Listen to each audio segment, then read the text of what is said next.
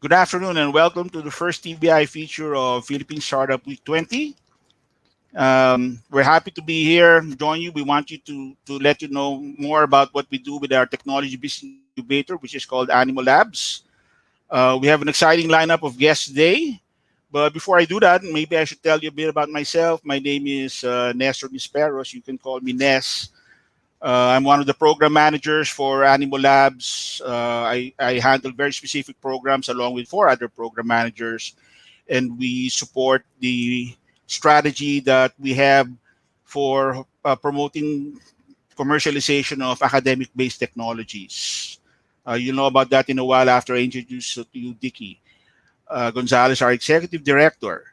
Um, we particularly chose two guests today from our lineup of startups, one based in Manila campus, two gentlemen, young guys who started all as students and who just graduated very recently, but they're still going great with their startups called Lion. I have Jason and Daniega and Dan Arambulo. Just to tell you a bit from their bio notes about Jason, he leads the executive team and sets the high level strategy.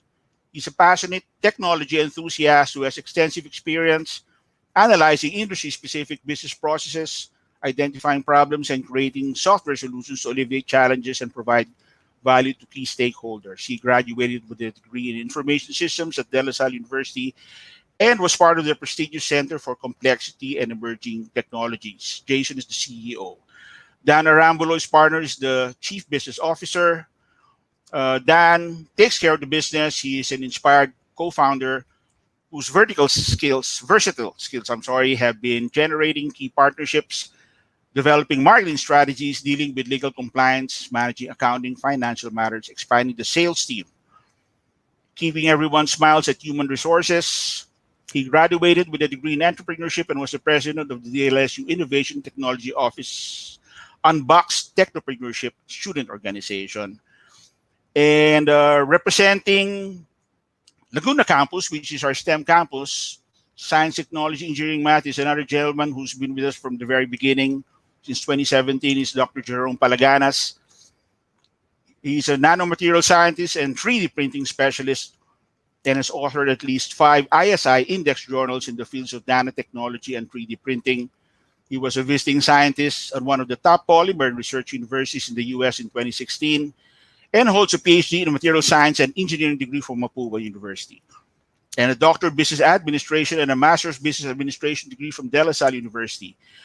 Dr. Palaganas has more than 25 years of professional industry experience with expertise in the areas of R&D, that's research and development, new product introduction, technology development, program management, process engineering, and business development. Both Dr. Palaganas and the line guys, Jason and Dan, would be talking about their products and their services in a while.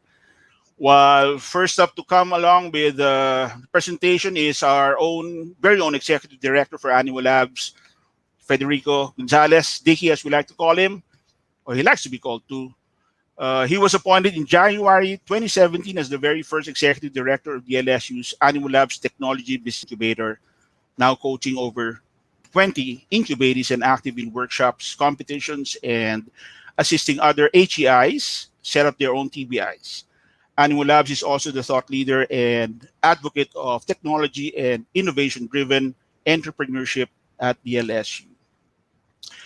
So before I turn over to Dicky, followed by Dr. Jerome and Dan and Jason, I'd like to mention that if you do have any questions you'd like to chat with us, feel free to use I believe there's a chat function on Attendify. Feel free to use that, and we'll make sure to answer you as soon as we can. And if not, we'll find a way to contact you through your contact details, which you did when you registered. So I'd like to introduce Sir Dicky to talk about Animo Labs since 2017, how we all got started, why we did what we did, the challenges, the trials. And as I said earlier, no year was ever the same. It was always different. And I'd like to transfer to Tiggy to tell us a little bit more about that. Dicky, are you ready? Good afternoon, everyone. My pleasure to tell you something about Animo Labs TBI. As Ness told you, it's been our baby for the last 4 years. Next, please. Well, we actually started operating in January 2017 as a baby of De La Salle University and also funded by DOST. What you see in the picture here is the head office at De La Salle Manila campus. And I think you saw this in a video earlier. We have an office and a fab lab at the Laguna campus. Our vision is to be a leading university-based technology business incubator.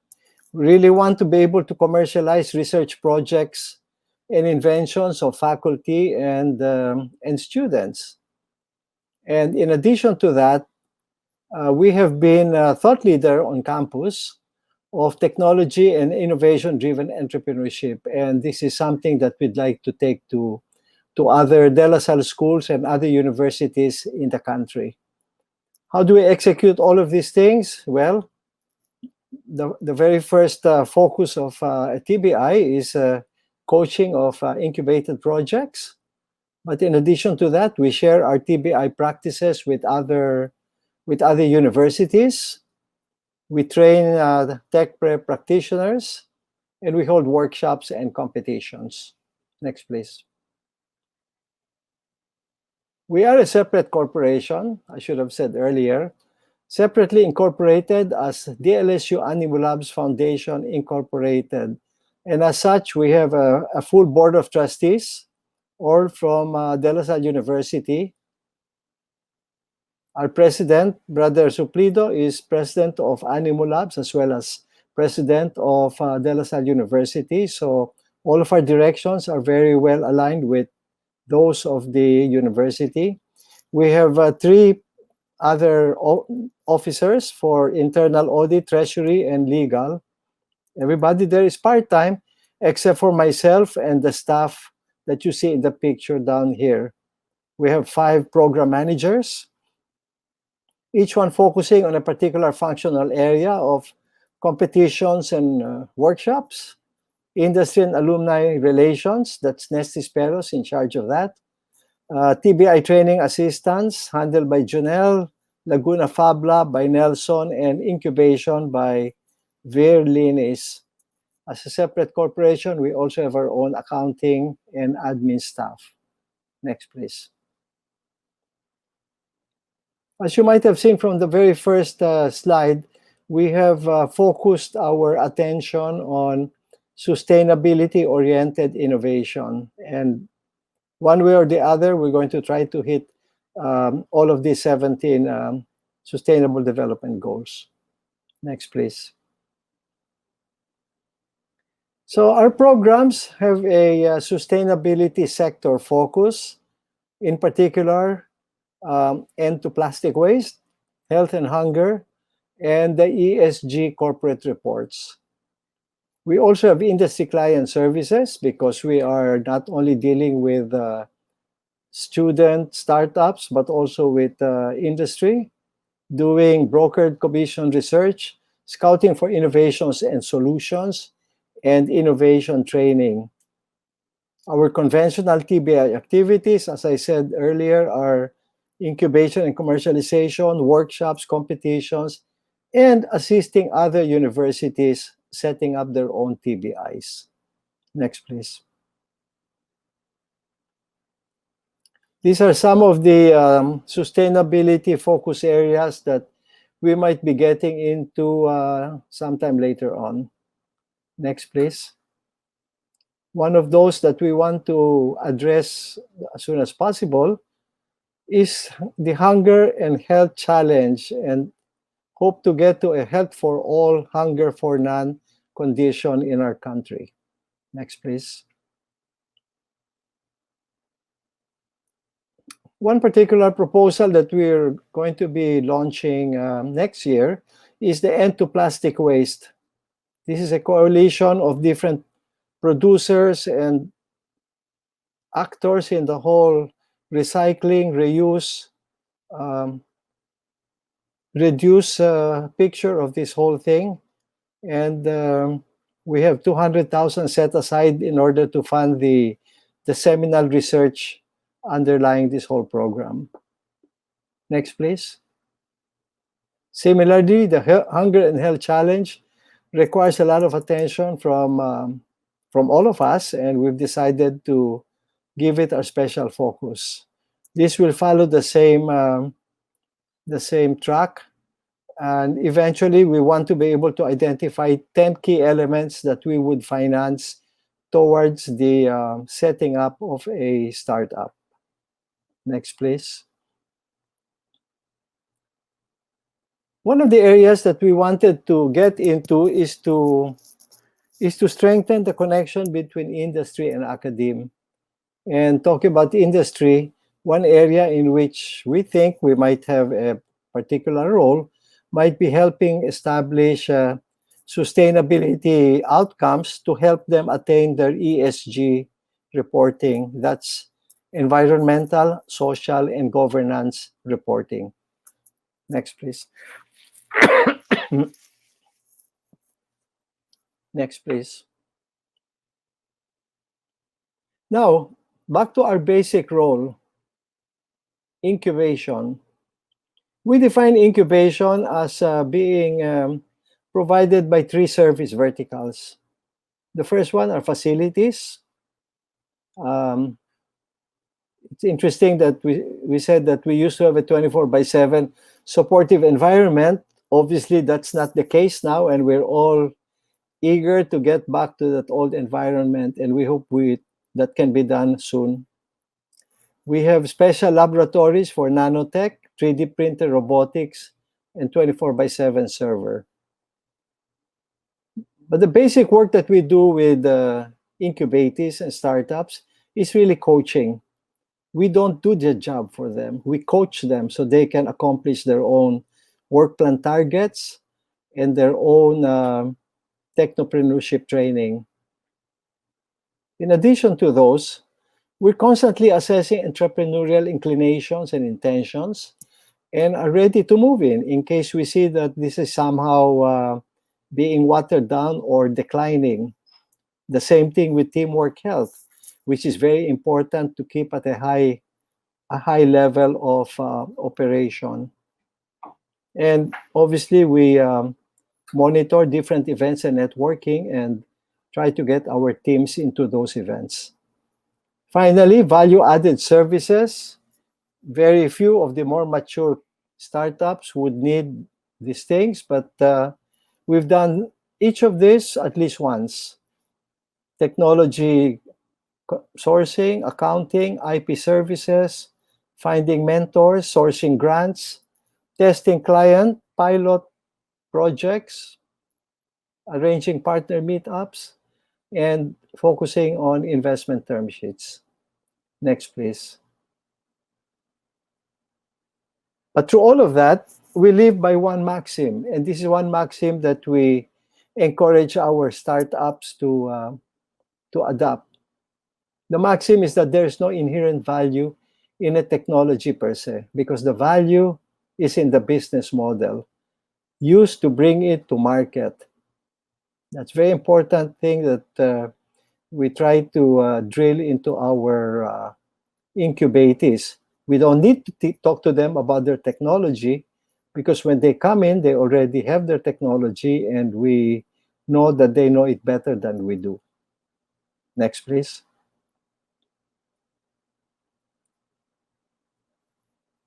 Presently, our list of incubated teams is about 24, and several of those are actually revenue generating. And you might ask, if they're revenue generating, why are they still being incubated? It's probably because they're revenue generating but have not yet reached a level of financial sustainability. Incubators come from different sources. A lot are awardees of organized or assisted competitions. Some are internal to DLSU as researchers, alumni, students. There are several walk-ins and referrals, and some teams are co-incubated from TBIs that we assist. Next, please. Next, please.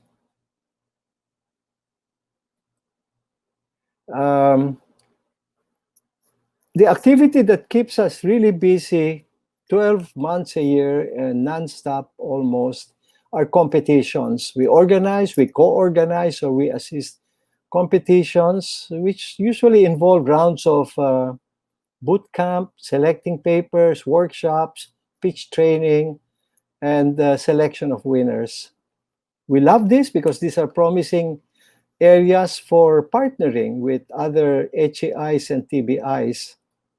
It gives us the chance to push the envelope on technologies and applications in a way that maybe doesn't happen in the regular courses. And we also prefer it because of the high intensity engagement of participants, pushing them to greater levels of creativity, passion, teamwork, collaboration. If eventually they become excellent sources of applicants for incubation programs and give Animo Labs a high visibility. Next, please.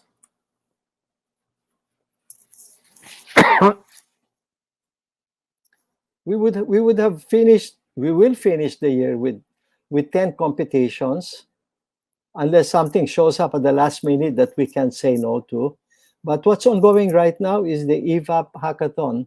That's the Electric Vehicle Association of the Philippines Hackathon, and the Nexus Philippines Ready Spark Charge Clean Energy competition. Next, please. We're assisting other schools set up their own TBIs. In a way, Animo Labs and DLSU has been fortunate to have been in the first cohort of TBIs that were supported with DOST funding.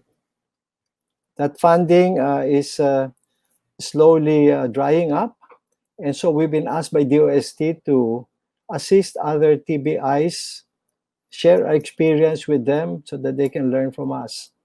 So what you see in the list here is 5 LaSalle schools, 3 non-LaSalle schools, and interestingly, 2 government agencies, both belonging to DOST. Next, please. When it comes to corporate clients, we obviously have to change our approach a little bit. But what we really are hoping to do is to help them probably organize their innovation unit, but with us finding external sources for their innovation through exploration and targeted search for external innovations coming from competitions, coming from the TBI network, coming from industry practice, journal articles, Google search, and innovation exchange portals. So this is something we're going to get started on next year. Next, please.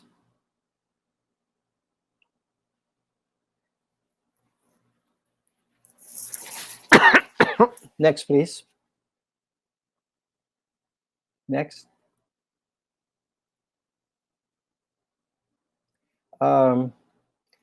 Here's the list of incubatees. One thing that you'd like to know about them is, firstly, we initially thought that we were going to address or assist only incubatees from De La Salle University, Manila. But when we found out the number of incubatees that were coming from other schools and from other sources that you saw earlier, we thought that our larger mission was really to help the whole research community. Secondly, you will see from the category column that we are technology neutral. We don't focus on any particular technology because our technology, or the area that we feel we're strong in, is the business model. And so you will see here that Number 1 and number 3 are our other guests, Nanotronics and Lion. And you'll see that right here in this page, you've got nanotechnology, robotics, software, AI. Next, please. Food technology from LaSalle, entertainment, which was doing very well last year, incidentally, and obviously the pandemic has killed this business model, and the entrepreneur behind this project has pivoted to other ventures. Next, please. We have somebody doing turbine technology for energy generation, and chemicals, manufacturing, and distribution. Next.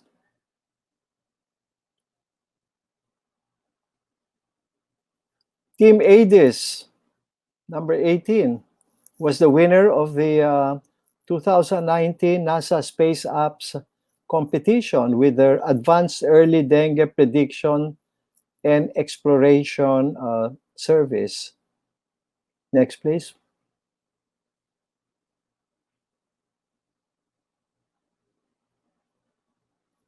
Okay.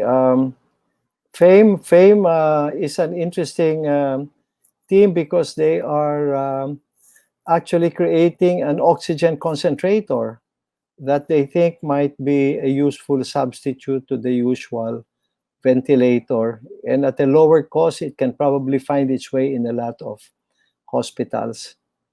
So that is, I will stop at this point. You get a general picture of what Animo Labs is all about.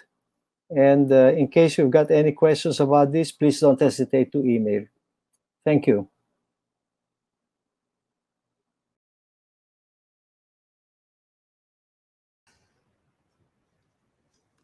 There. I I still remember those early days in 2017 when we were still starting, and we had a different office then, a much smaller office, and it took us a couple of months to go to our present location and all the trouble. But by say a similar token, before I transferred to Dr. Jerome, he did pass through the same trials because he was all set to transfer to our newly opened hangar, the Richard Lee Engineering Building, but during that time they had to finish those what do you call those finishing touches, the lines, and I still remember how I my initial meetings with Dr. Jerome, how we were looking for the right specifications and measurements. But I leave it to Dr. Jerome to talk about that. Shall we say his origin story, how he thought about developing a lab for nanoparticles, and of course, without sounding to asking Dr. Jerome to give us a technical explanation. I'm sure he'll talk about more how his products are used and for what applications. So, Dr. Jerome, are you ready?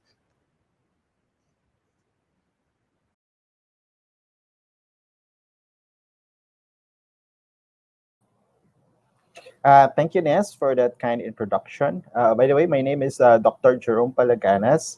I'm the CEO co-founder of Nanotronics. So Nanotronics, by the way, it's a deep tech startup company which is pioneering in terms of the production of nanotechnology materials. And then we're focusing using indigenous crops, not trees, by the way, as our bio feedstock. So coming from our forte, so we're really into the nanotechnology deep space. So we started our company, by the way, in 2014. So initially, we are not a nanotech company, but we started as a trading company. But in 2015, there is an opportunity for us to be trained in advanced composite and 3D printing. So we took that opportunity care of the Department of Science and Technology, PSHERD. So we took actually that particular program, and then we were fortunate that we are actually uh, included in the program. So we're part of the pioneering group who went to the US, and then we came back in 2017. So after more than a year, so when we came back, other than writing our journal, which is actually our commitment to the Department of Science and Technology, the DOSTP shirt also asked us to come up with a product which has, by the way, very unique, say, proposition or value from the Philippines. So we thought of what would be this product that we have here in the Philippines, and then we can elevate it from a low value to become a high value material. So from there, we made actually a proposal to DOSTP shirt in 2017, and of course, true enough, we were actually been granted, and from there, we got the funding to put up our pilot facility or plant in De La Salle, Laguna, in Science and Technology, or the DLSU Laguna campus. And from there, we started our pilot production for the cellulose nanocrystal. So in 2018, so that's when we started our first production of our CNC, or cellulose nanocrystal. We have like two products. Initially, we are actually set for MTEX, which is a pristine cellulose nanocrystal, but due to market demand, then therefore we also opted, by the way, to capture the market coming from the industry, and then we developed our MTEX TP, which is an advanced cellulose nanocrystal. On the same year after the development, we have a client who actually ordered, and then we ship our first batch on 2018 of shipment going to that first client of ours. And then of course we finish the shipment because it's a bit big, or the quantity is really not small when compared to really just a sample, say, quantity for the nanomaterial. So it was a ship later that year on January 2019. In 2019, we developed our third nanomaterial technology. So it's actually filament, or pristine graphene oxide. And it's already the third that we actually put up or develop inside our pilot facility. To date, we have like 8 intellectual property. So we have like a series of development that we have done in 2019. And also part of 2019 is that we were given the opportunity to exhibit our products, not just here in the Philippines, but also abroad. So here in the Philippines, we got the opportunity, to exhibit it at Ignite, that was in Shangri-La in 2019, also in National Science and Technology Week, and also in WOCE. So the venue, by the way, at the in Manila, wherein this would be at the national level. And on the same year, we were featured together with the rest of the first startup grantees of the Department of Science and Technology in the first Philippine Startup Week. So in that, the Department of Science and Technology featured presented the 15 startups to the media, just to highlight the accomplishment of these 15 startups. And then we were one of them. And fortunate enough, we got actually some media exposure, wherein we get an interview coming from DZXL. So from that interview, it was really an exciting, experience for us to give a little bit background of our product. By the way, if you would ask what are the functions or what are the uses of our products, it's really very vast. So just to speak, or just to talk of like MTEX and MTEX TP, it's now being used in electronics packaging. It's also being used for 3D printing. In fact, we actually developed 2 novel 3D printing materials out of the 3 nanomaterials that we have in the areas of medical prosthetics, external, and also to UAV drone material. So this would be serving those UAV and drone, actually, say, enthusiasts or hobbyists here in the Philippines, or if not, the user who are the agricultural people. And other than the interview, of course, in 2020, we focused ourselves, by the way, into more R&D. It so happened that we were hit by the COVID, or the pandemic now, but still we were very active. So in this year, we participated in a lot of like competition, more on exposing or advertising our product. So the first one, it's with a Japanese pitching competition wherein we actually won the Mitsubishi Chemical Award for the reason that our nanomaterials actually has there is a good synergy of our nanomaterial with the product of Mitsui Chemical. So because of that, we have like a business discussion with Mitsui today. That will be like Mitsui R&D in Singapore, and now we have current talks with them. And then on Q3 this year, we also participated in a Shell LiveWire competition. So the competition is about looking at a sustainable, say, companies or tech startup. And then we were fortunate enough that we actually won the top three tech startups here in the Philippines. And because of that, we have now the opportunity to present our proposal. So we made already our proposal to Shell to integrate our material into their structure or into their supply chain, and also in their other retail network. So we are working hand in hand with Shell people, and also in collaboration with BrainSpark and Ignite in having our proposal, by the way, say finish and also have it accepted with Shell, and then execute it. If not end of this year, and then that will be like early next year. Our target next year is that we would like to scale up our production. So we're also active in terms of pitching to different entities, so VCs and also like investors, so that we will have our funding. And then of course, we are planning to scale up our capacity because we see that we did a different application. There is a big chance that we will actually run out of our capacity, and our capacity right now is only good for a pilot production. So other than 3D printing, we're also being used for like a water membrane or filters, and also for some coating application. And nowadays, more of our applications with multinational clients is that we're dealing more into one composite, either in aerospace or in automotive. So there's one project in the Department of Science and Technology that we are supporting, so that we can actually lightweight the material. So that's one of the functions of our nanomaterial. And then second, into biodegradable packaging. So other than our proposal in the Shell LiveWire for biodegradable material, we are also looking or talking to like companies, multinational companies, in coming with a solution for biodegradable packaging. There's also an opportunity for us to integrate our material nowadays with construction, at the same time with lubricants. So today we're talking to like three different oil and gas companies. So most of them are actually multinational. It so happened that Shell, by the way, is in the Philippines, so we're fortunate enough. So that's part of our proposal to them.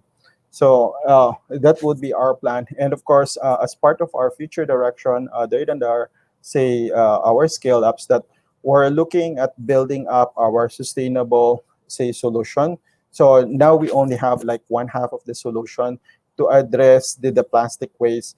But soon we are targeting by the end of 2021 that we will have a full solution that we can offer to the market, not just to end the plastic, end of the plastic as a goal, but also to come up with sustainable material that would be eco-friendly at the same time, would help save the planet. Thank you.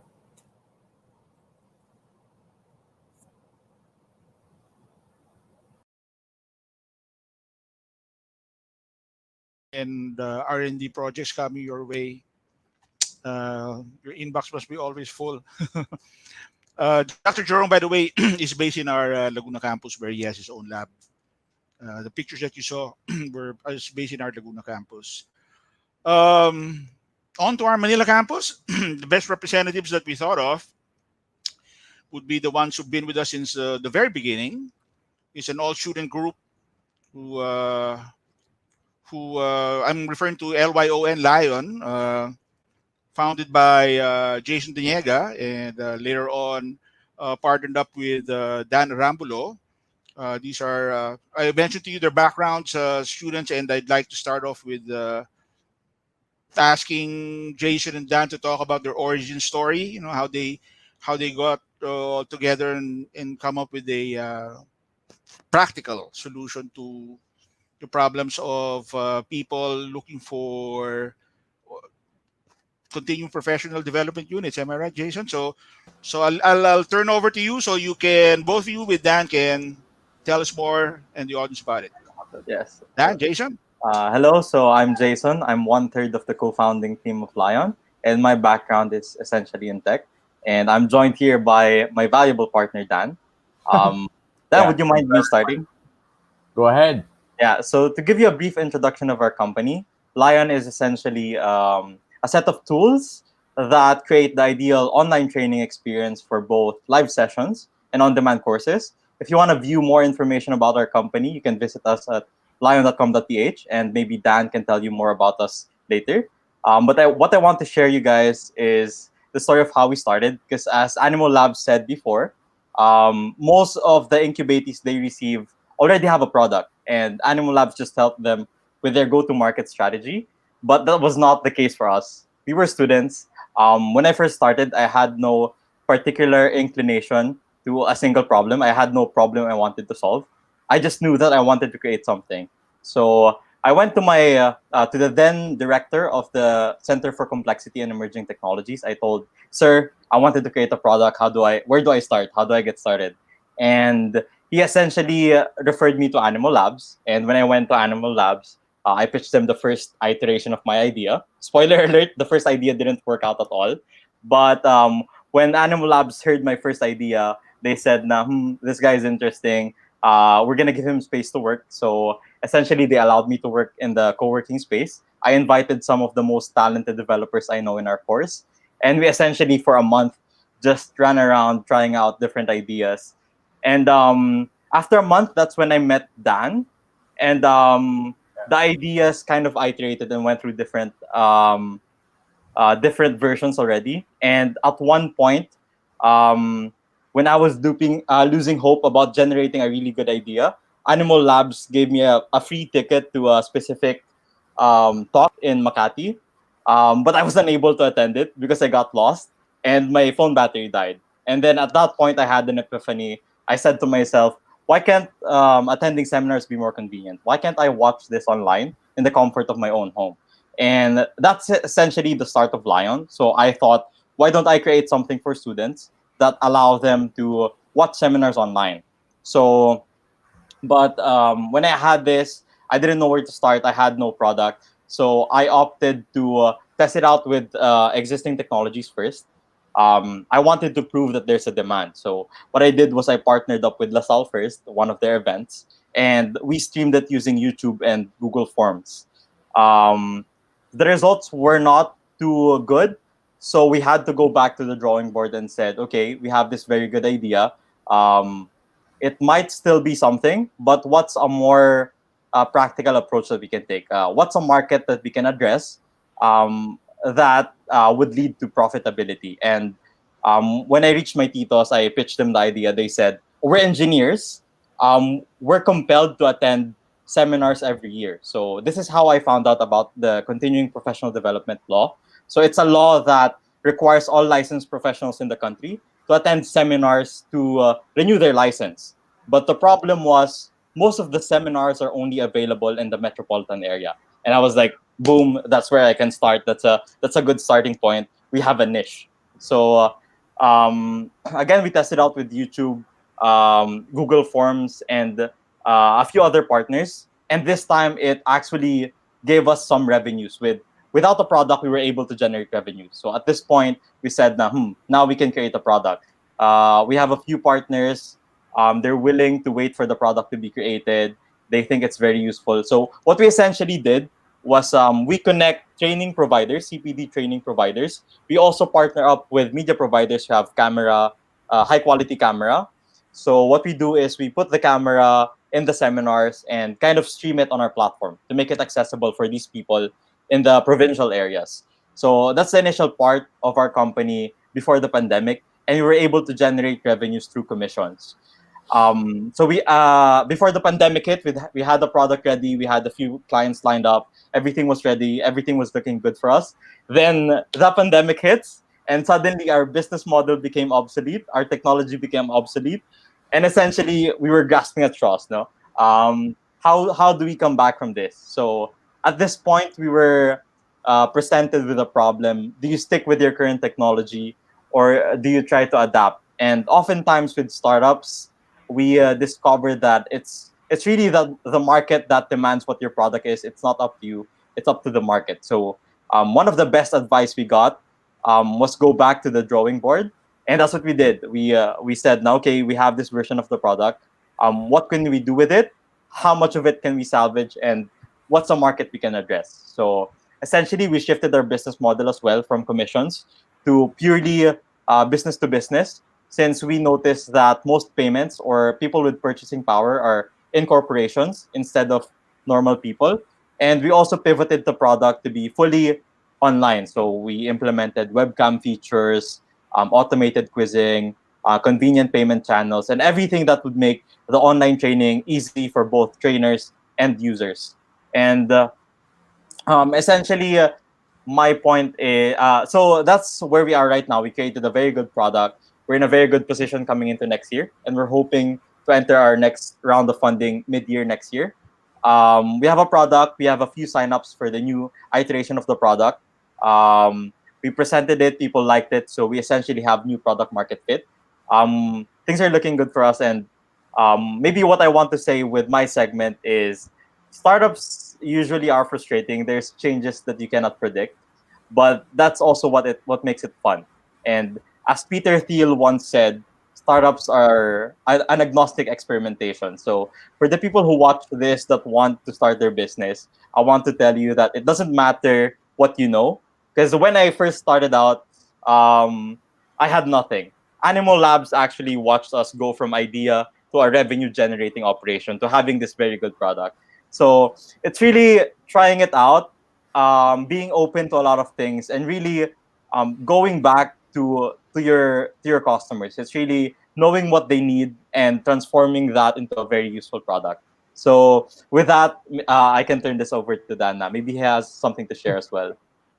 Well, you definitely told the entire story already, but I guess what we can share here is basically what we try to do for people is we try to integrate the training experience for them.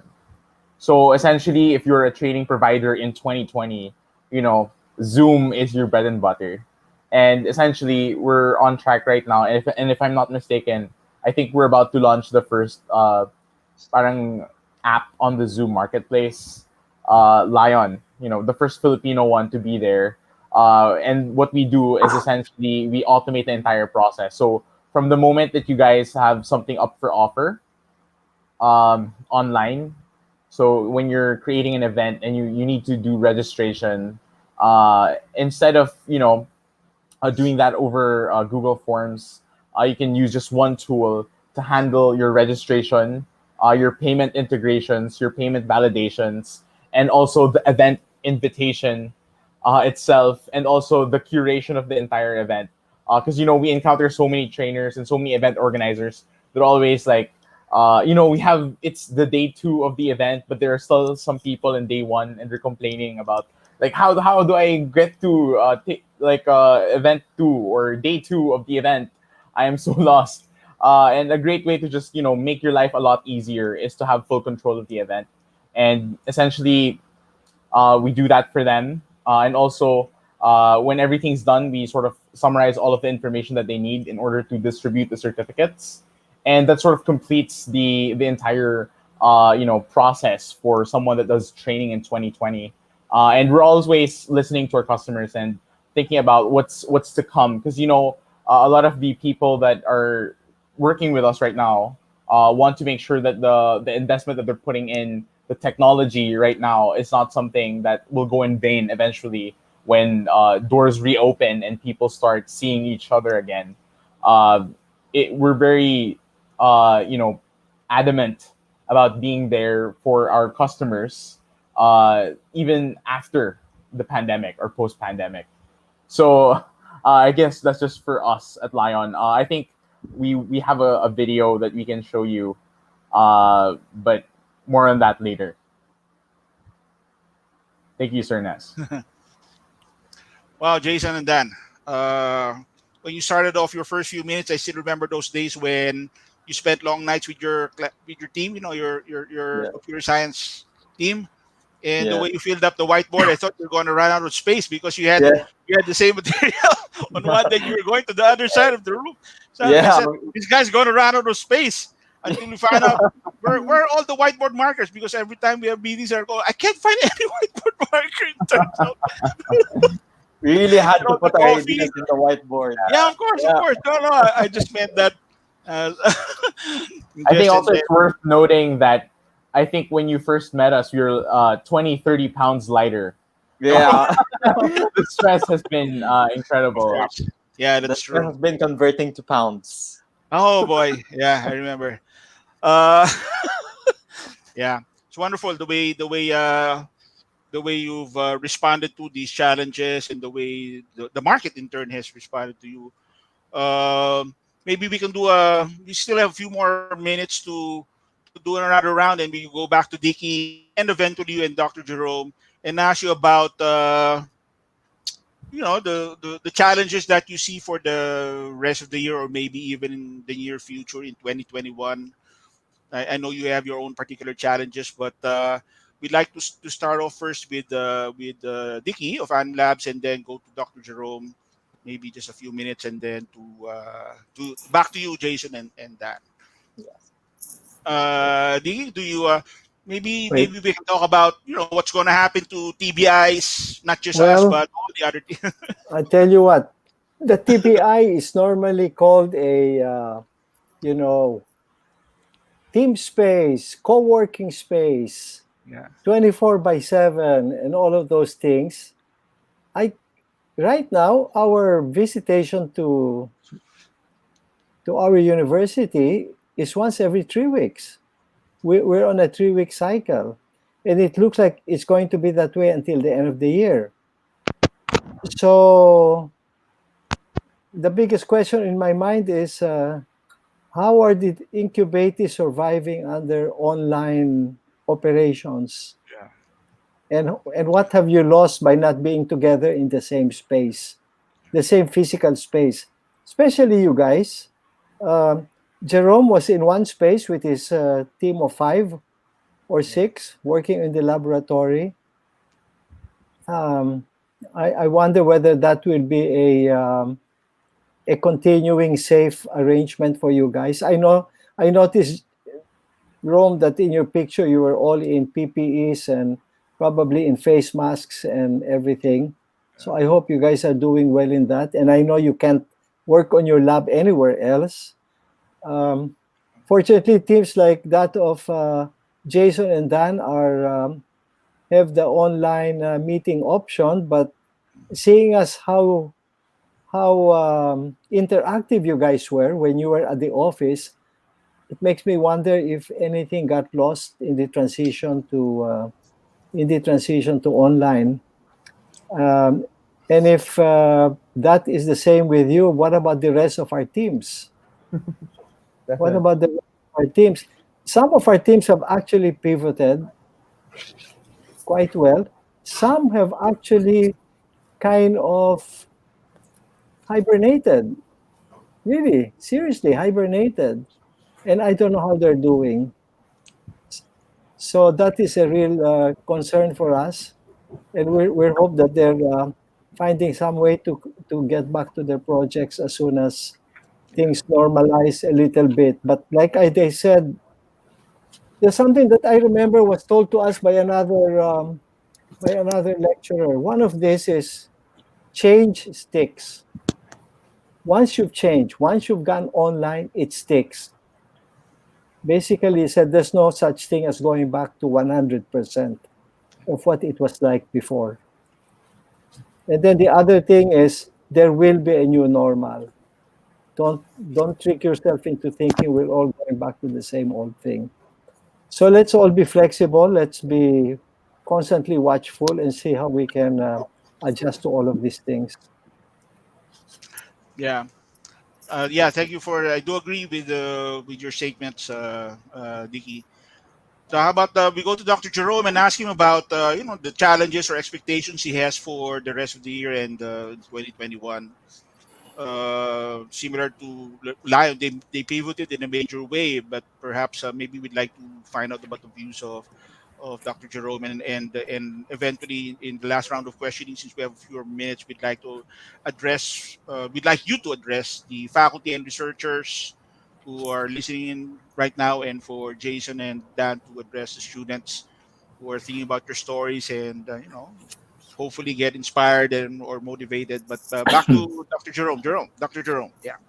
Okay, thank you, Nes. Yep. It's a very good actually feedback coming from Tiki. So what we have learned so far with this pandemic is that you really have to adapt. So you have to be agile, and it's good and bad. The bad thing is that it limited actually our movement. So before we have to go to a face-to-face meeting with our customer, so we got more interaction.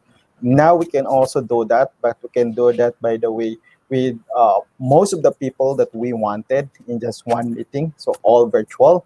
And we can do that without actually limitation in terms of geography. So now I can have meeting, from the Philippines, from Asia, from Singapore, from Europe, from US. So it doesn't really matter. And the good thing is that, I'm still within the same space, either here in the lab or here in, at my home. So at the comforts of my home, as long as you got a very good internet and then you have a very good laptop, and that's really not a problem. And one of the things that of course we have to focus really, especially with the pandemic right now and the different challenges that we're seeing, is that we have to pick our battles, because there will be like a lot of opportunities out there, but if you don't really apply your 80-20 rule, so you have to focus really on your competences. So if you have the core competence, of course focus on that, and then try to look at your North Star. What am I here for? So in our case, nanomaterial. So we're here for to produce like sustainable materials and then make it from a low level to high value material for various Yeah. industry application. And then we've been doing that for quite some time. And then we're now constantly like developing new materials. And of course, sooner we would be launching our new product, still as a derivative coming from our new material. And then we just found out that there are a lot more applications out there of our nanomaterials. So before we started with just four, now we just at least we have like 8 applications, so to speak. So we're very happy because of the pandemic. As I've said, everything is now virtual, so I can talk to them either via Zoom, via Teams, via Google Meet, Viber, WhatsApp. So it's on the tip of your fingertips. And of course, you have to focus really on the market. So with a lot of things or a lot of like events happening, you have to pay attention. You have to really listen, what the market is saying or what's the pain point of the market.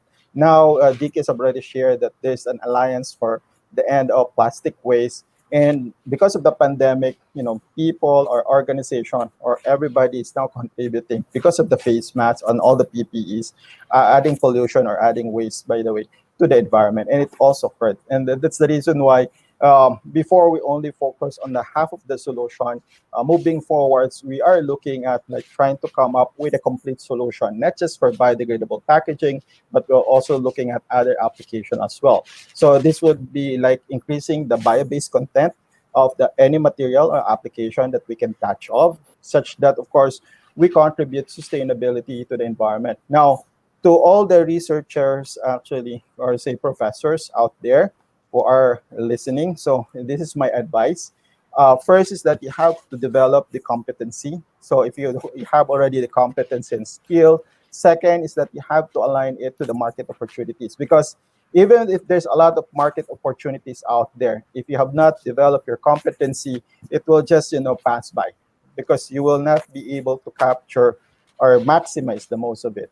So maximize only when you have the competency. And of course, when you see actually new opportunities, again, listen, because it's really the market who's driving, the demands and the needs. In our case, you've seen that we started with one product, all of a sudden the customer wanted something more, then we developed something more, and then since we go on exhibits or exhibition and conferences, and then more and more people that we encounter and that talk to, then they give us more and more actually say inputs or feedback, and then we listen to that and then develop the new product.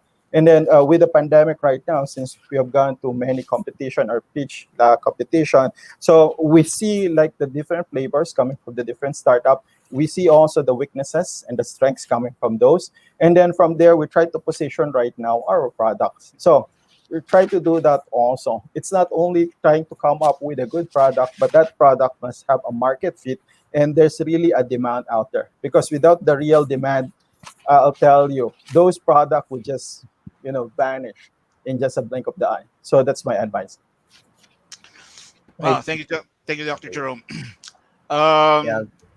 I'd like to give chance to Dan and Jason here to address the students, the young guys, and who Yeah. are thinking what's going through their heads. As they Um, listen here, they come here, then try to listen and find out what you did and why you Yeah. did it. Yeah. Yeah. Probably like I yeah, guess as young professionals that have really try to when you're starting up a company, and we've been around for I think like 2 years already, right? uh it's a very different dynamic. We run a very very youthful group, and so because of that, we're really missing the interactions, and that's a huge part of our culture. But like everything in startups, you really have to adapt to what's going on in the environment, and we try to keep happy still. And I mean, the whole digitalization thing is actually playing into our favor, being a Yeah. software solution and all. But I guess when you're creating teams, when you're trying to make sure that when you're enforcing deadlines, when you're talking to your team, when you're trying to make sure that everyone's all right, there are a lot of things, there are a lot of interactions that you don't get online that you would normally in a face-to-face setting. And I guess a lot of people miss it. But I think more than anyone, Lion is super hungry to really just win the pandemic. Like after the pandemic, after we found the solution and everything, and we've helped a lot of these companies, maintain their business despite the pandemic and everything. We want to have our hands up and say that we really did make a difference, and that we're creating economic value to a lot of people. So, Jason, maybe you can add something as the person that sort of leads the situation. There are a lot of online tools Yeah. recently, but yeah. yeah, go ahead.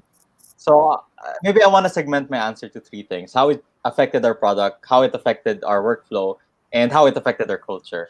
So first, the product. As I've said earlier, the pandemic really rendered our original business model and our product obsolete. So we really had to listen to our market, to what they need right now. And as Sir Dicky said, it's not the end of it. There's going to be a new normal. There's a rapid shift in consumer behavior, and we noticed this very fast. So there's a lot of free online seminars now, as compared to the paid ones before. So we really had to find a way to position ourselves and to offer a compelling product that would generate revenue. And in terms of workflow, before the pandemic, we had a 20-man operation. As you know, Sir Ness and Sir Dicky, we had a lot of interns, and we kind of had a good set of business procedures already. We had like this, we're operating like a machine, and suddenly the pandemic hits. You have to adapt everything. The first thing we had to do was, because these are students, we had to stop our internship program. We also had to do cost cutting activities, because we had to expand our runway to be able to release this new version of the product. And in terms of what we do, we had to shift everything to remote operations, and we had to find new tools that are not too expensive. We had to find open source solutions as compared to the ones we had before, to make sure that we're working really at the bare minimum while keeping ourselves afloat. And in terms of culture, as you know, sir, we're comprised of a team that's very young and very talented. We have some of the best open source developers in the country in our team, and they really joined Lion because of the culture. And as Dan said, with the pandemic, with everything becoming online, culture has become very hard to preserve. But we really, kasi before we were seeing each other for like 8 hours, and It's always lighthearted. We're having all these conversations. You watch videos every now and then, but suddenly, like in these times, we're only meeting around 1 hour each day. So it's a very significant shift, and things are very different. It's hard to keep everyone happy all the time. But as Dan said, we're really trying our hardest. So yun lang, I think those are the significant changes in our company and how we adapted to it. Very difficult if you're extroverted. Yeah. Definitely. Yeah. Well, we'll be running out of time, and maybe as a last sentence, I'd just like to say that for DK and myself, Animo Labs is very happy to be part of your journey, for Lion, for Nanotronics, and even for our other startup incubators. So I guess that's all we have for today. Enjoy the rest of Philippine Startup Week. If you do have any questions, feel free to chat through Identify, and we will try to respond as soon as we can. Thank you. Have a pleasant afternoon. Bye. Guys, Wait. thanks a Bye, lot. everyone. Thank you so I'm glad much. to see you're not saving your ammunition for normal. Use them. Use them right now. This is the battle. Yeah. Okay. All right. Okay, guys. Thank you so much. Yep. Have a great night, everyone. I Enjoy guess the that's a wrap rest for us. Right. It is. Good night. Thank you. Bye.